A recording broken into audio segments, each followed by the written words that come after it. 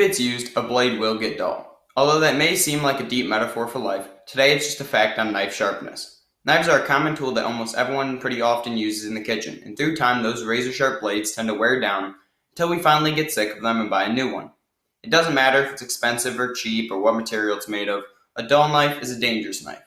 I know that seems odd to say, but with a sharp blade you know that it's going to slice through that tomato with ease. A dull knife may slip onto your finger, you struggle more, get frustrated, mistakes can happen.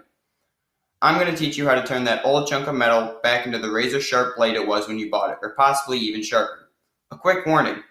As always when handling knives, be cautious and never cut towards yourself. This video is only for adults and should not be done by children. There are a few easy tools to help with the sharpening and maintaining of knives. A honing tool is one that you often see on TV being used by chefs really fast in the air. It doesn't actually sharpen your knife at all, rather realigns the edge to make it more straight. You can also use a whetting stone, but for beginners, without a lot of practice, you can actually make your knife a lot duller.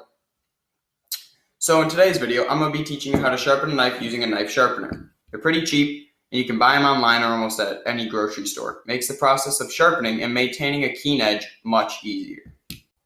You can see that mine's been used quite a lot. I've had it for 2 or 3 years and it still keeps my blades razor sharp.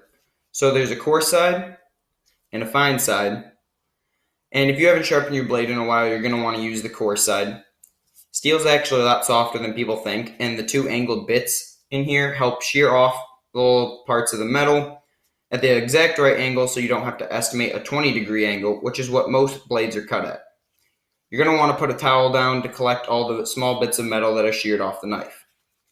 So basically, you're going to put your hand through the sharpener on the edge of a table and pull the knife from back to front, maintaining steady and even pressure along the whole blade. Do this anywhere from 5 to 20 times, depending on how dull your blade is.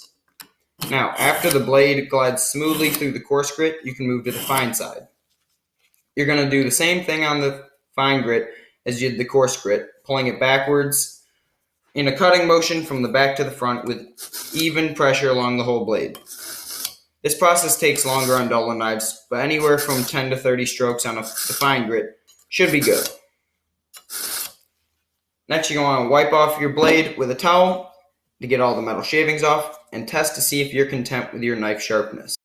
So to test your knife sharpness, you're going to want to take a tomato and gently slice into the skin with each part of the blade. If it cuts smoothly and to your liking, you're good to go.